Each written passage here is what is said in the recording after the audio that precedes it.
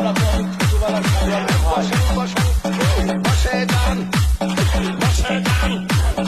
বেশি বড় খেলোয়াড় হতে পারি নাই, তবে একটু মাথার তার ছিঁড়া খেলোয়াড় ছিলাম আগে।